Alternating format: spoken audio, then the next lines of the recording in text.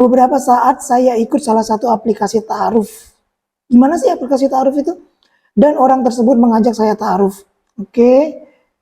Dia meminta untuk dikirim foto saya dan dia bilang bisa membaca dan melihat apa yang terjadi kepada saya di masa lalu termasuk perbuatan yang pernah saya lakukan dahulu.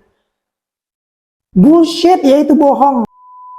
Curhat dari sahabat. Curhat sahabat. Saya mempunyai kesalahan sahabat. Saya juga curhat sahabat. Saya juga curhat sahabat. Jika saya diceraikan. Tapi kenapa sahabat ketujuh curhat sahabat ke-8? Assalamualaikum, hai. Buat yang sudah pernah mampir ke channel saya, selamat datang kembali. Dan untuk yang belum kenal, saya memperkenalkan diri dulu. Salam kenal semuanya, saya Iman, panggil aja Bang Iman. Ini channel apaan? Channel ini berangkat dari kegundahan, kegelisahan, kegalauan para follower saya di TikTok dan IG. Yang mereka nggak punya tempat cerita untuk sesuatu yang sedang mereka hadapi.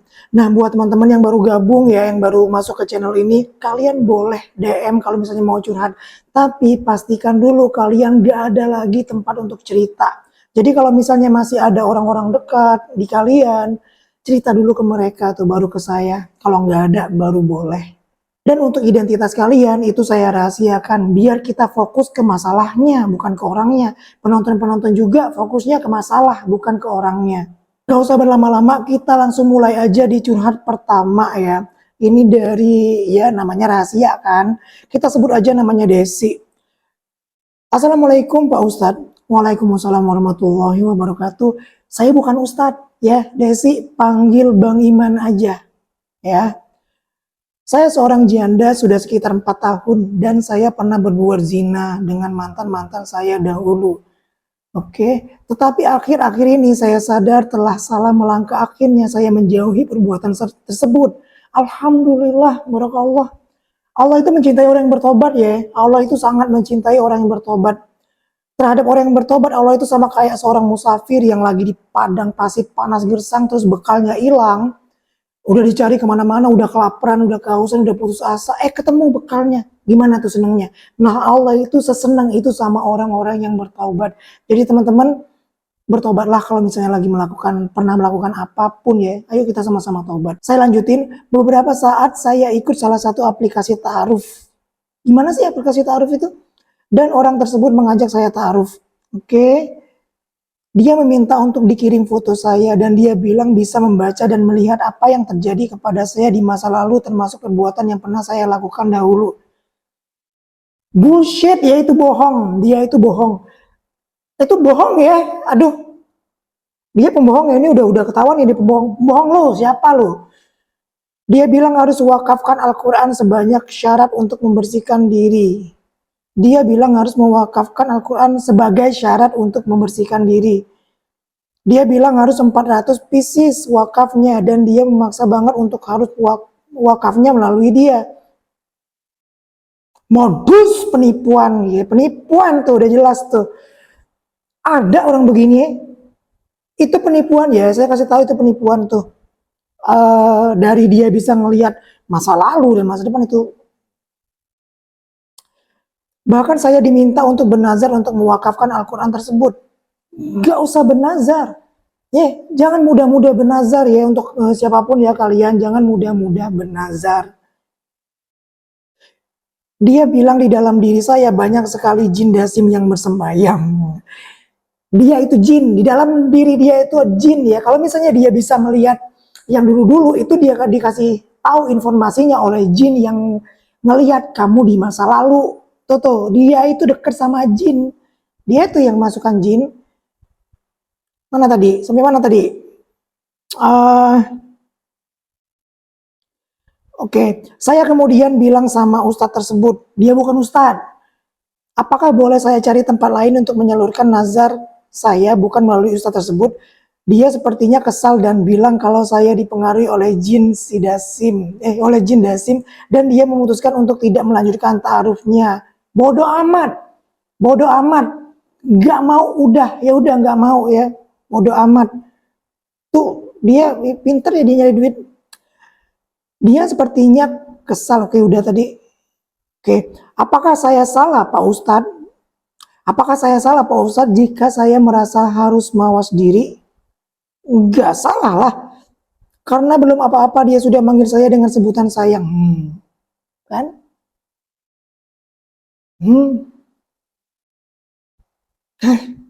Oke. Ya, ya Allah, ada orang begitu. Mohon pencerahannya Pak Ustadz. Bang Iman ya, jangan Ustadz. Apakah harus dosa-dosa masa lalu bisa dihapus dengan wakaf tersebut? Bisa ya, bisa. Allah, dosa-dosa kita di masa lalu itu ditutupi dengan perbuatan-perbuatan baik. Kamu kalau misalnya mau wakaf Al-Quran, silakan ya, mau wakaf ke siapa, tapi nggak harus melalui dia itu. Dan sesanggup kamu, nggak harus dia punya eh, ditentukan dengan jumlah yang dia tentukan itu 400, apaan sih orang itu. Terus berbuat baik, tobatlah, tobat dengan tobat nasuha, jangan diulangi lagi. Banyak-banyak baca Quran, ada rezeki ya beli mushaf ya, kasih ke siapa, cari pembaca-pembaca Al-Quran, cari penghafal Al-Quran ya, biar apa yang mereka baca, yang mereka hafal, kamu juga dapat pahalanya gitu tuh. Itu akan lama-lama akan menimbun dosa atau menutupi dosa. Dan apakah tindakan saya sudah benar jika saya tidak melanjutkan ta'aruf tersebut? Benar, udah masa bodoh lah sama orang itu, dia modus ya. Ustadz apaan dia, bukan Ustadz. Apakah boleh saya melanjutkan ruqyah untuk mengusir jin-jin tersebut? Ya nggak apa-apa.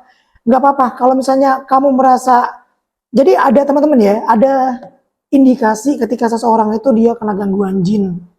Ya malas sholat tuh, nggak mau sholat, itu termasuk kena gangguan jin. Seneng banget ngelakuin maksiat, itu termasuk kena gangguan jin tuh. Ya, susah dapet jodoh juga ya.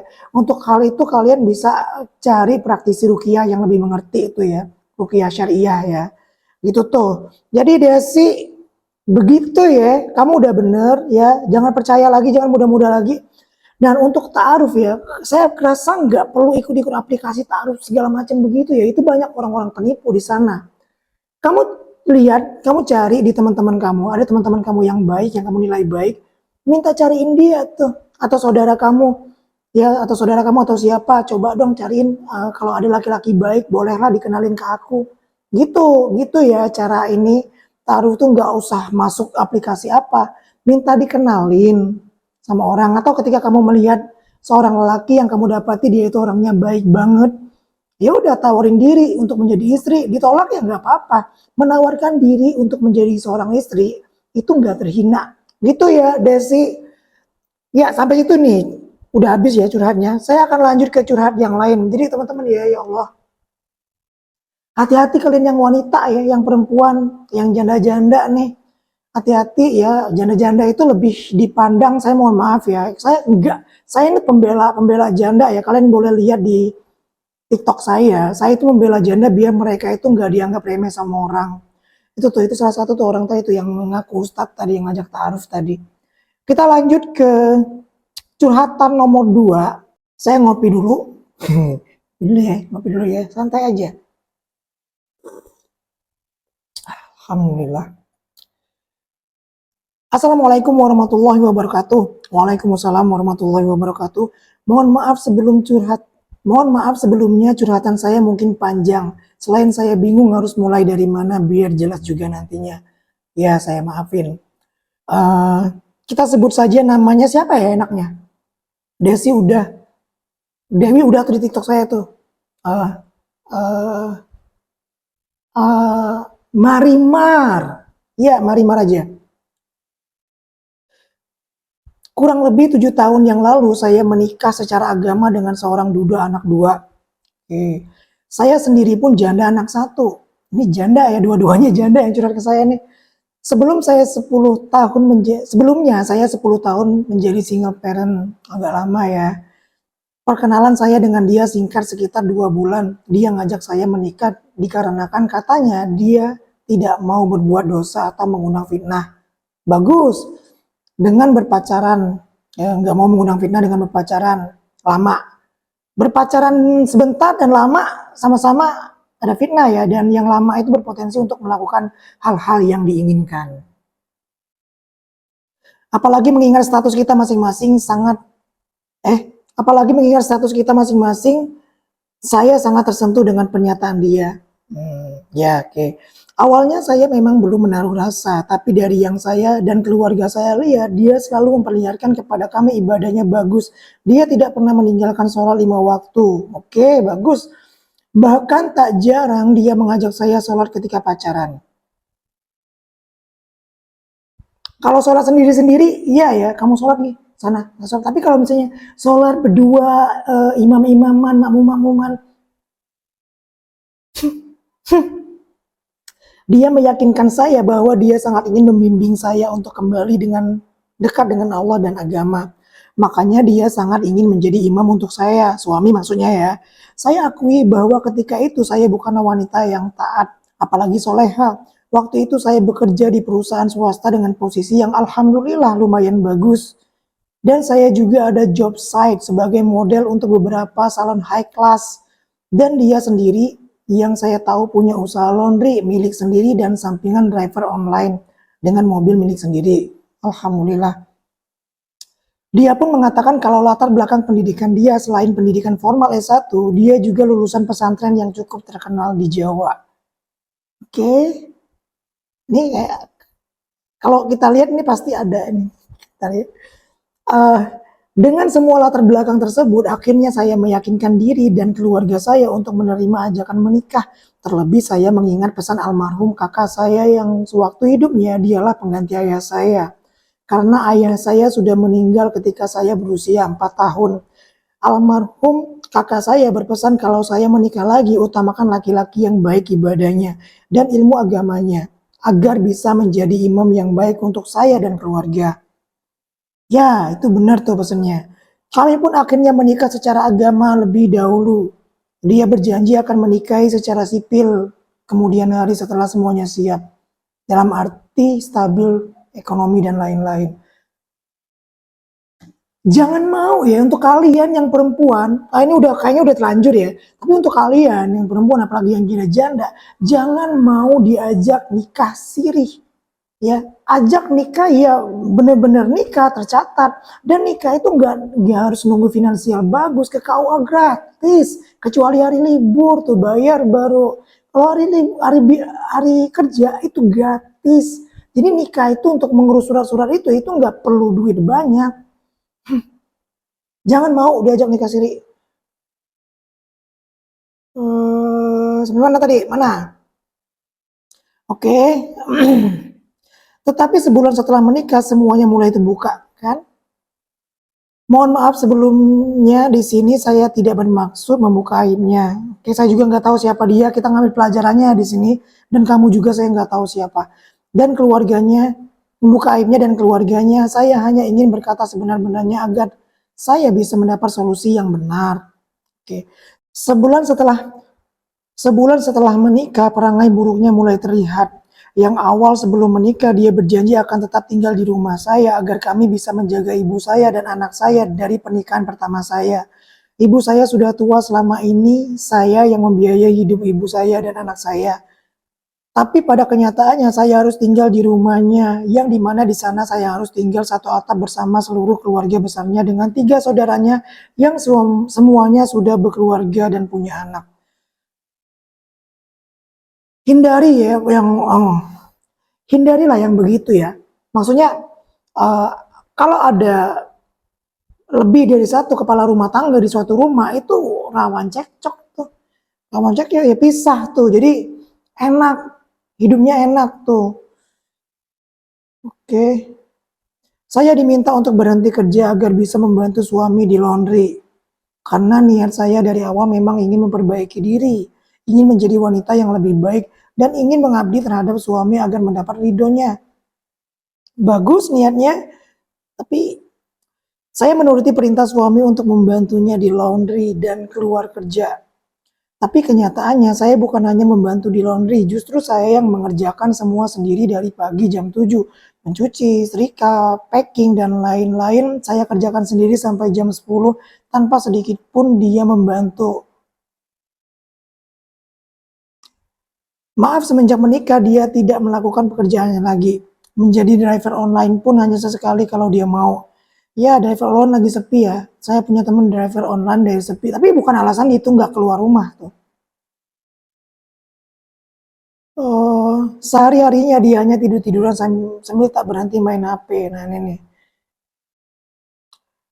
Dan mana tadi? Dan pergi keluar yang tidak pernah memberitahu saya kemana dia pergi atau keperluan apa. Semua pekerjaan rumah keluarganya pun saya kerjakan.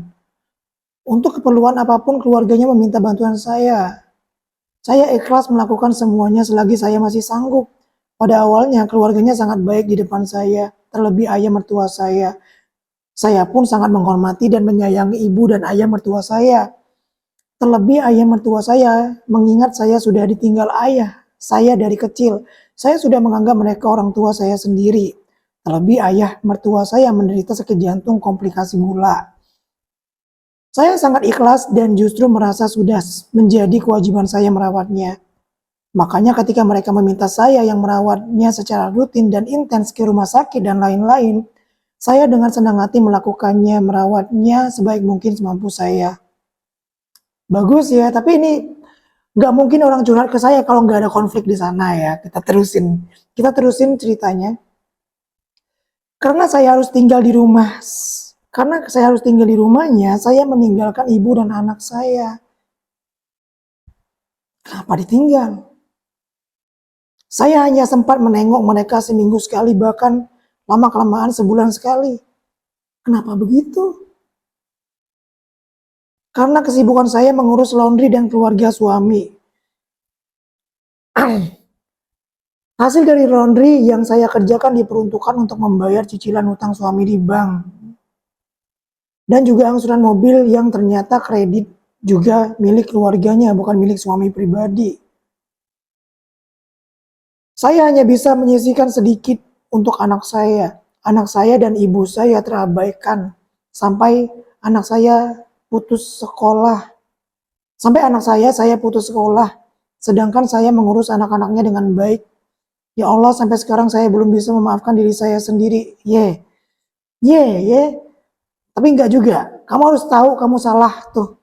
Saya greget loh sama kamu, saya banting nih handphonenya. Karena berdosa terhadap anak saya sendiri. Tidak hanya itu, perkataan suami terhadap saya semakin hari semakin menyiksa. Dia tidak menunjukkan kasih sayang dia terhadap anak saya.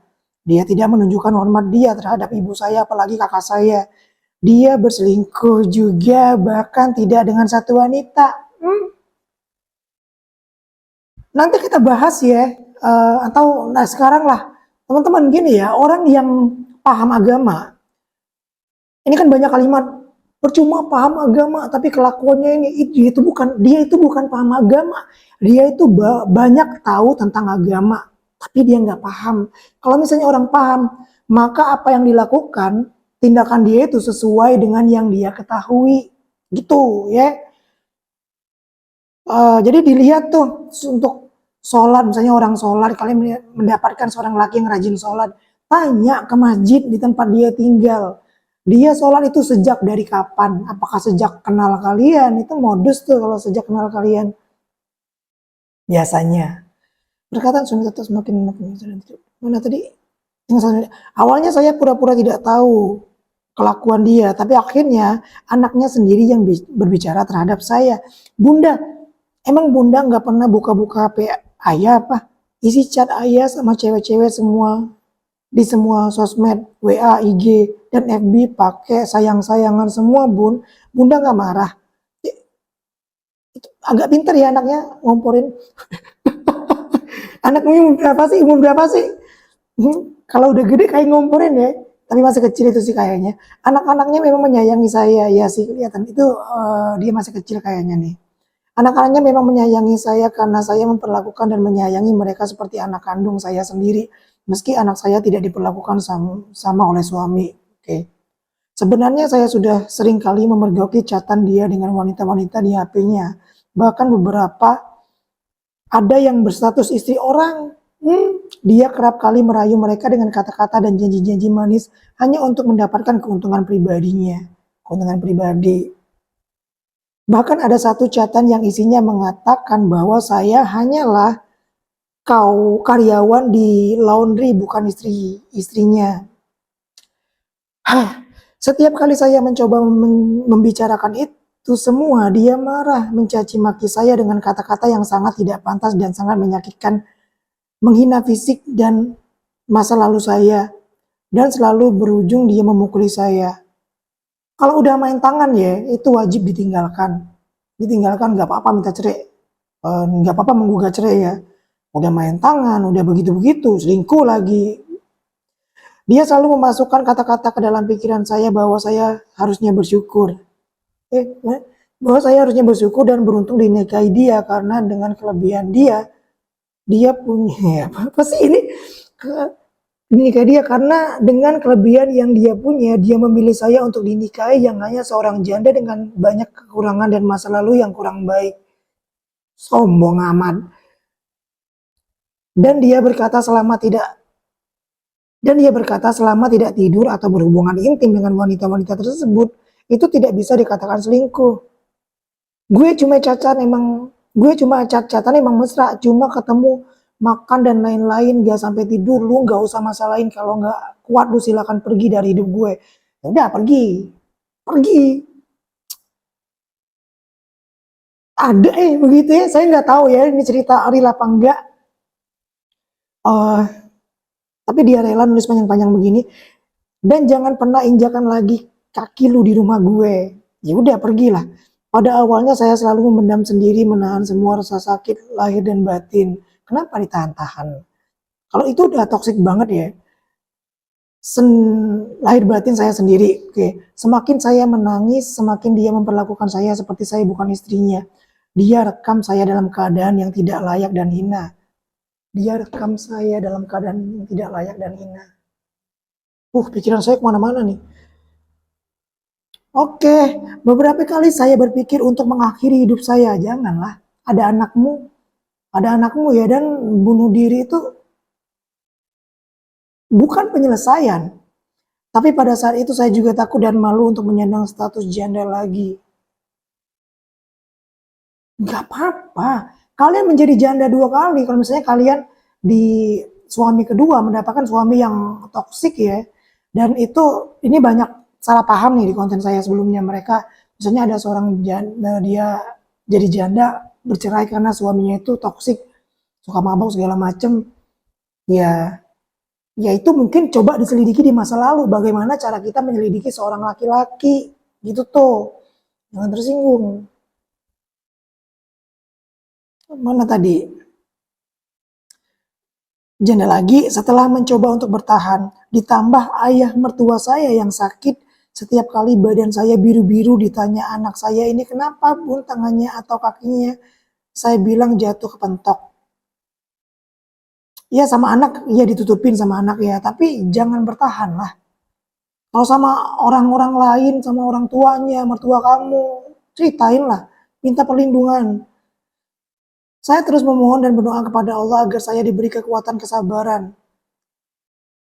Sabar itu bukan bertahan di sesuatu yang toksik ya. Sejahat-jahatnya Fir'aun itu nggak pernah tuh saya dapat cerita dia nyiksain Asia, nggak pernah. Dia tuh mungkin saya yang belum tahu ya, tapi Fir'aun itu dia kejam kepada orang-orang lain, dia tuh justru takut kepada Asia. Dia tuh justru kasih kepada Asia, bahkan ketika semua bayi mau dipenggal ya, dipenggal, cuma Nabi Musa yang Asia minta izin, ini jangan ini lucu nih anak nih. Fir'aun nggak mau karena dia takut sama Asia. Nah, untuk laki-laki yang sampai mukul-mukul suaminya, Anda lebih jahat daripada Fir'aun. Mana tadi? Serta disadarkan suami saya. Tinggalin lah. Dan setelah 2 tahun menikah saya mengandung, saya berharap semoga dengan hadirnya anak akan merubah semua menjadi lebih baik. Amin. Tapi karena tekanan batin selama ini saya mengandung sekaligus menderita sakit TBC. Dengan alasan sakit TB saya, suami menyarankan saya untuk menggugurkan saja kandungan saya.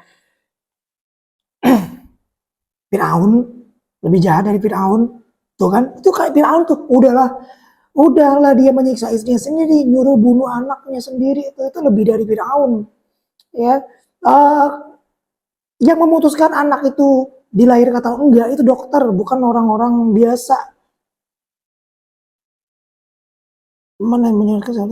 Hancur hati saya mendengar dia meminta saya menggugurkan kandungan saya, dan pada akhirnya saya menolak dan tetap mempertahankan kandungan saya dengan risiko dia sama sekali tidak mempedulikan saya. Dia tidak peduli kondisi kehamilan saya. Saya mau makan atau tidak, dia tidak peduli. Bahkan dia berkata hobi gue lebih penting dari nyawa lu sekalipun. Masa sih dia bilang begitu? Saya tuh agak-agak kurang percaya ya sama cerita Anda, tapi agak-agak dramatis, tapi gimana ya, kalau misalnya bener, ya kelewatan banget tuh orang tuh. Sampai saya nggak sanggup lagi dan saya pergi dari rumahnya. Tapi saya tidak pulang ke rumah ibu saya. Saya tidak mau ibu saya ikut hancur hatinya selama ini. Saya menutupi keadaan saya yang sesungguhnya dari ibu dan keluarga saya. Jangan ditutupi lah. Kamu punya paman, punya kakak, kasih tahu kak saya di ini itu ya. Jadi untuk kalian yang laki-laki dari perempuan yang dinikahi oleh laki-laki yang toksik, kalian tuh, kita sebagai laki-laki kita harus ngasih tahu, karena kita wali tuh, karena kita wali dari perempuan ini, ngomong ke laki-laki itu, lu jangan begitu lu, dia keluarga kami gitu tuh. Oke, sampai mana tadi? Saya tidak mau ibu saya ikut hancur hatinya selama ini. Saya menutupi keadaan saya yang sesungguhnya dari ibu dan keluarga saya. Oke, saya hanya berani mengadu terhadap ibu mertua. Oke, atas apa yang sudah suami saya lakukan. Tapi ibu saya selalu bilang sabar, biarin aja kalau dia cacat sama perempuan. Mertua apa ini? Atau ketemuan biarin aja, yang penting dia masih pulang ke bininya.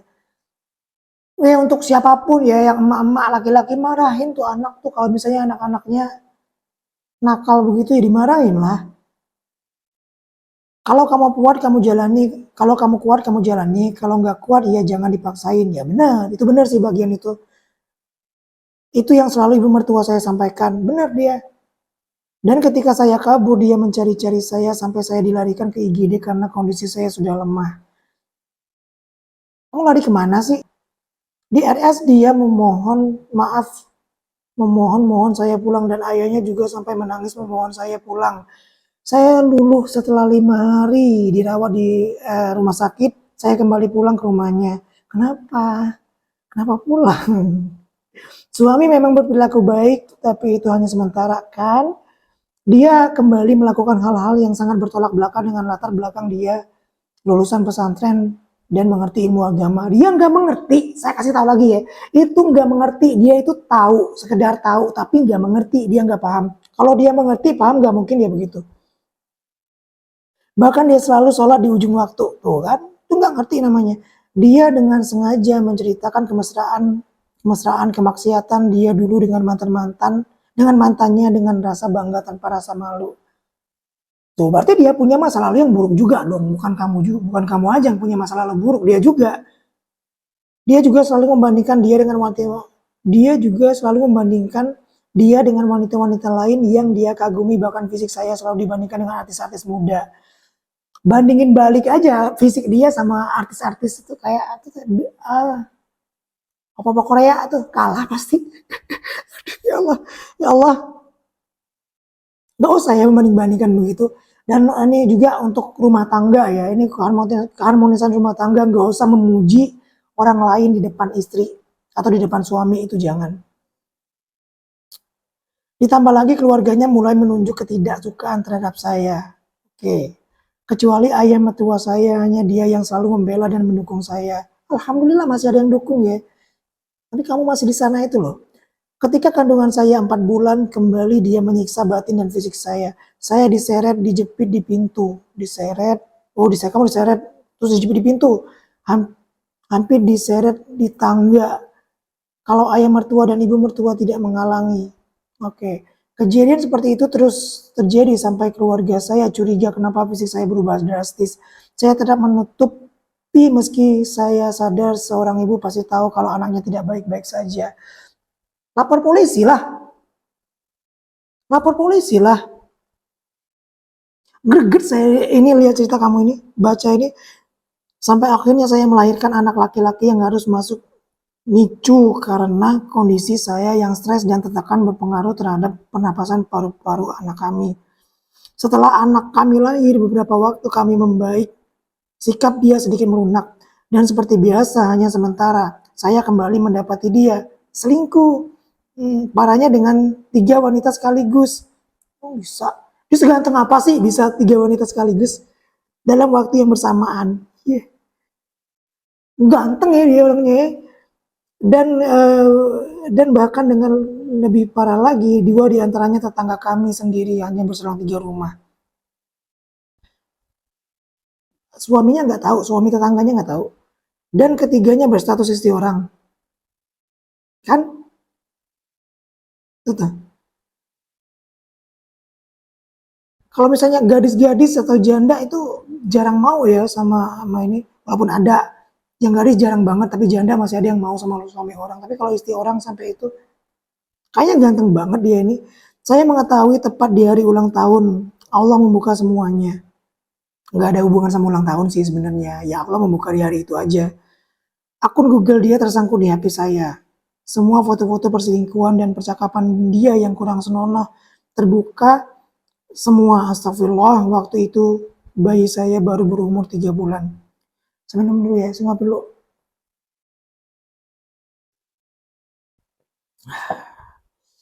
Seperti runtuh dunia saya melihat itu semua. Tapi lagi-lagi dia malah memukuli saya lebih parah.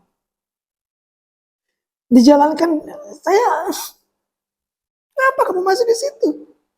Dijalankan dia memukuli, di jalanan dia memukuli saya dan mengikat saya seperti maling dan hewan. Karena saya mengancam akan melaporkan semua ini ke suami wanita-wanita tersebut.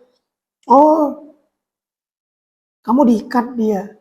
Kok bisa kamu nikah sama orang begitu ya? Kok kamu nggak nyelidikin nanya tetangganya dia orangnya gimana?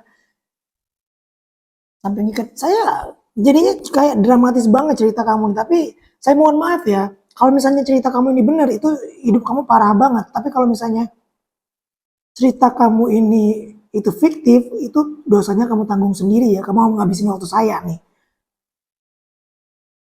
Seperti maling dan hewan karena saya mengancam akan melaporan, ya itu sudah tadi ya. Dia mengancam balik akan menghancurkan hidup keluarga saya jika saya berani melakukan itu. Dan lagi-lagi keluarganya menyalahkan saya. Mereka bilang saya hanya selalu membesarkan masalah dan bikin malu keluarga. Bahkan saya dibilang bikin ayah mertua saya tambah sakit. Dan selama ini saya merawat ayah mertua saya hanya palsu dan cari muka aja. Padahal semua ini tidak ada hubungannya dengan saya merawat ayah mertua saya. Ya Allah, disinilah akhirnya keluarga saya akhirnya tahu saya mengalami KDRT fisik dan verbal. Harusnya dari dulu tahu. Saya ditemani kakak saya melaporkan kejadian ini ke kantor polisi. Nah, saya juga melaporkan ke pelindungan wanita. Bagus. Tapi di kantor polisi saya diyakinkan lebih baik diselesaikan secara kekeluargaan karena meski ada bukti dan saksi.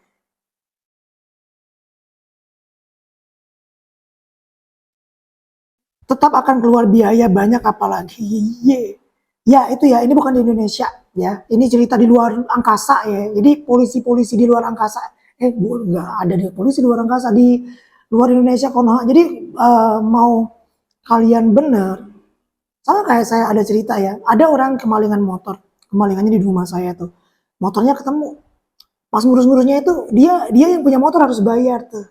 Ya semuanya butuh duit ya.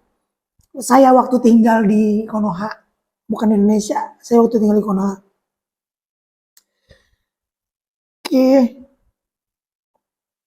apalagi tetap akan keluar biaya banyak, apalagi kalau saya bukan public figure atau influence atau pejabat, akan susah kasus ini di follow up. Di Konoha begitu emang biasanya susah tuh di follow up kalau kasus-kasus begitu ya.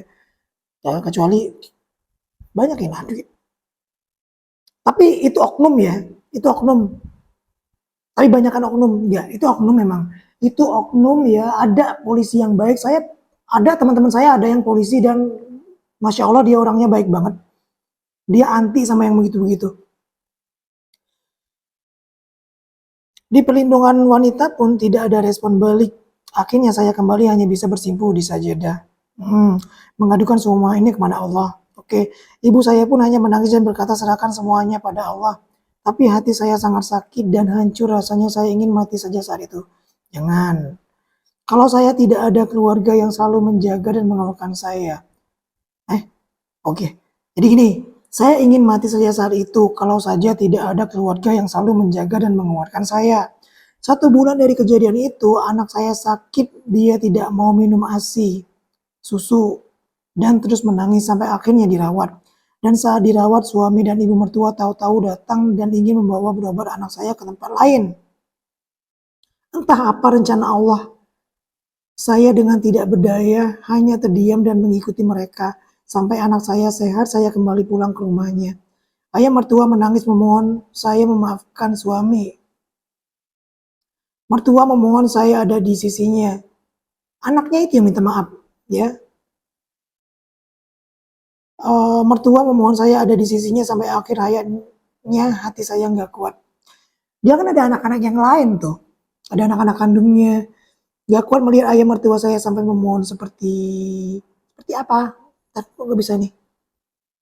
Seperti mana tadi? Seperti itu. Saya menyanggupi untuk kembali demi anak saya dan ayah mertua saya. Nggak bodoh kamu ya? Kamu nggak bodoh loh. Jadi teman-teman yang kalian yang curhat ke saya, belum tentu kalian tuh mendapatkan uh, sesuatu yang baik dari saya ya. Kalau misalnya saya harus bilang bodoh ya bodoh. Tuh. Saya menyanggupi untuk kembali ke DIY. Meski hari-hari yang saya jalani seperti berjalan di atas ribuan pisau tajam. Tapi di bulan November 2022 kembali kejadian menyakitkan menimpa saya hanya karena hal-hal kecil suami tak segan, tuh batunya hampir habis tuh. Hanya karena hal kecil suami tak segan memukul saya. Aduh, saya capek bacanya sampai di titik nol kesabaran saya, kesabaran dan kesabaran.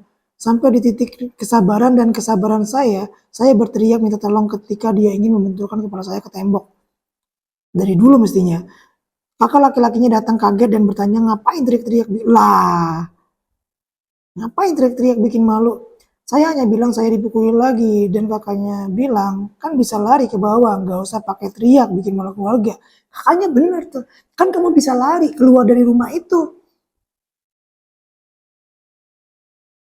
Saya emosi ya sama kamu Nian.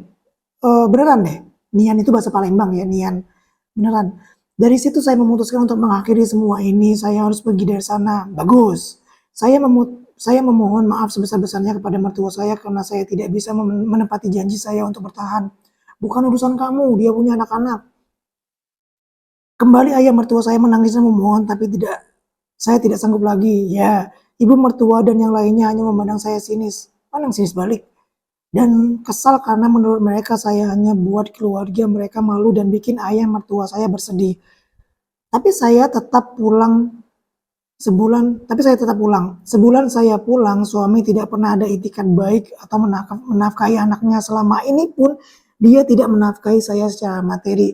Sebulan kemudian dia datang untuk menceraikan saya dengan menulis surat pernyataan yang dia tulis sendiri. Alhamdulillah.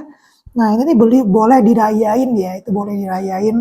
Tapi nggak juga harus aku selamat dari laki-laki toksik, enggak juga. Itu boleh dirayain dengan bersyukur, tak sedekah, tak apa, enggak perlu di pengumuman kemana-mana. Oke, tapi bulan Desember musibah datang. Ayah mertua saya meninggal. Innalillahi wa inna ilaihi rajiun. Dia dan keluarganya menyalahkan saya dengan meninggalkan ayah mertua saya. Ya mau ditinggalin, mau enggak, ya mau mati ya mati. Dikarenakan kesedihan selepas saya pergi mengingat riwayat sakit jantung mertua saya. Dia nggak punya anak yang disayangi ya. Anaknya nggak ada yang dia sayangi. Dia kan ada berapa 3 anaknya ya. Sampai saya dilarang untuk melayat ayah mertua saya. Ya nggak apa-apa. Nggak usah melayat, doain aja. Selama kami hidup bersama dia tidak terlalu memperhatikan anak kami atau tidak pernah ada waktu untuk anak kami. Setelah berpisah, dia pun tidak pernah menanyakan kabar atau menafkahi anaknya. Tapi belakangan ini dia seenaknya kapan dia mau saya harus menyerahkan anak saya untuk nginap di rumahnya. Ih panjang banget curhatannya. Untuk ukuran di daerahnya dia cukup berada tapi dia tidak pernah bekerja selama ini saya makan dari mertua saya. Oh jadi bapaknya tuh banyak duit ya.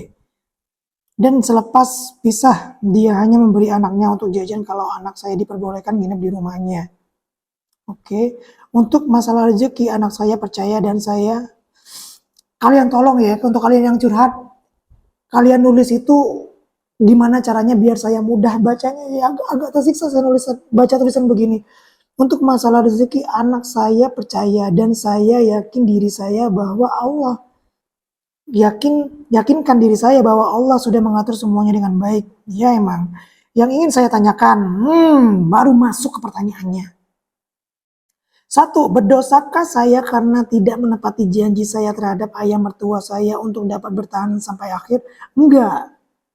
Enggak ya, karena kamu disiksa di sana tuh. Kecuali kalau kamu tuh mereka memperlakukan kamu dengan baik, terus kamu pergi tanpa alasan, ya itu baru berdosa.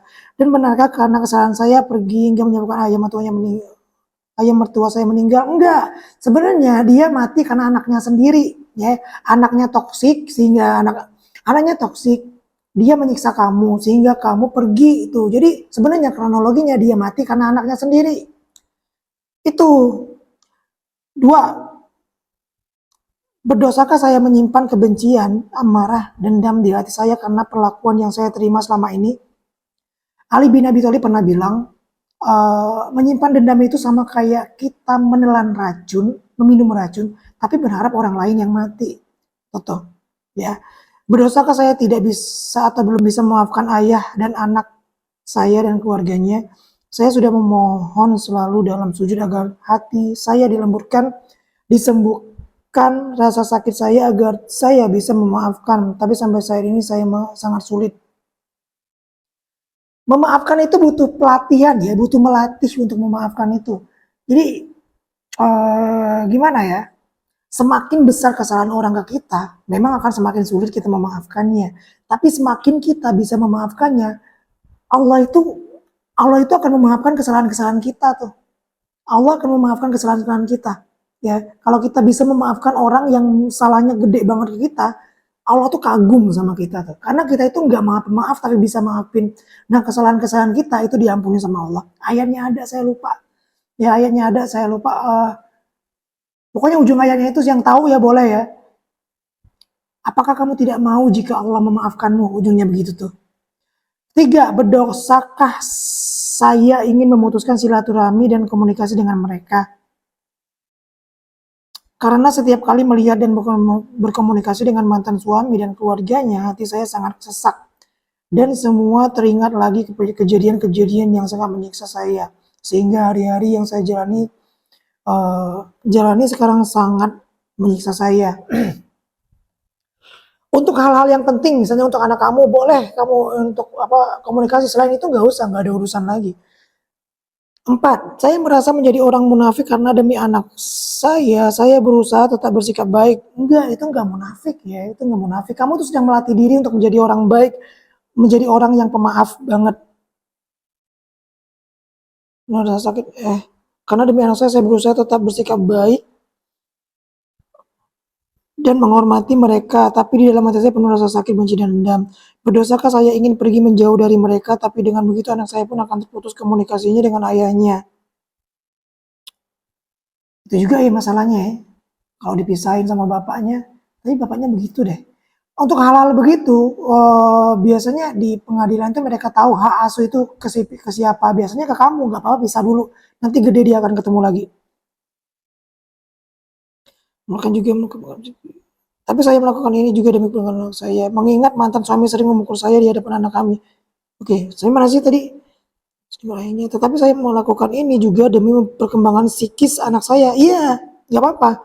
Daripada anak kamu ngelihat bapaknya orang yang jahat, mengingat mantan suami sering memukul tuh kan, memukul saya di hadapan anak-anak kami.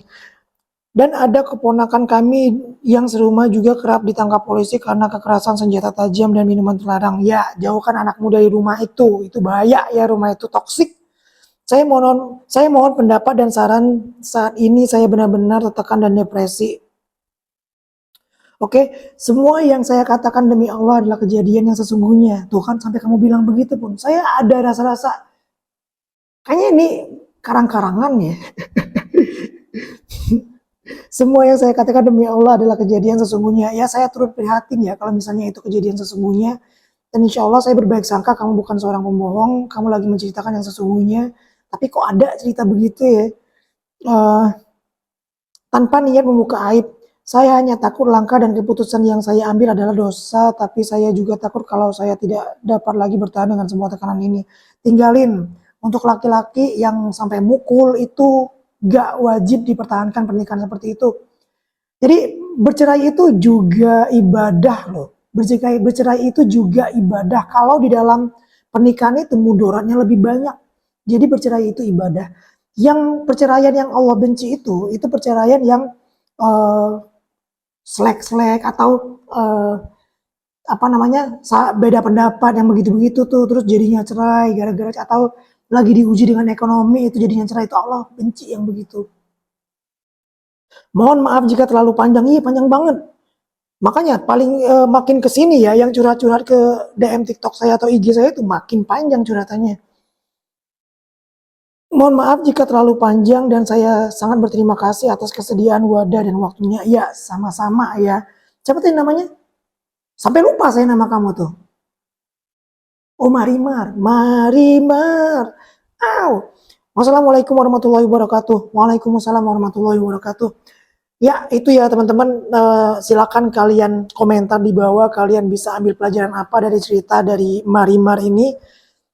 Yang jelas dari pertanyaannya udah saya jawab ya, sembari baca saya jawab sesuai pengetahuan saya saat ini. Dan doain saya biar gak malas belajar ya, biar saya bisa menjawab curhatan-curhatan dari kalian tuh. Kayaknya sampai sini dulu curhatan untuk kali ini.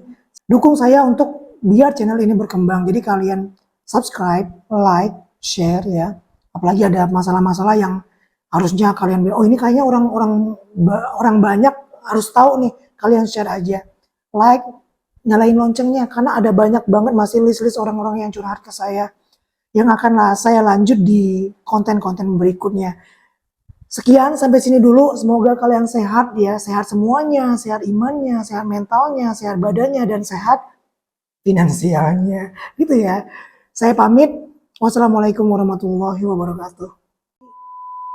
Curhat dari sahabat, saya mempunyai kesalahan sahabat, saya juga curhat sahabat, saya juga curhat sahabat jika saya diceraikan, tapi kenapa curhat sahabat ketujuh curhat sahabat kesalahan saya.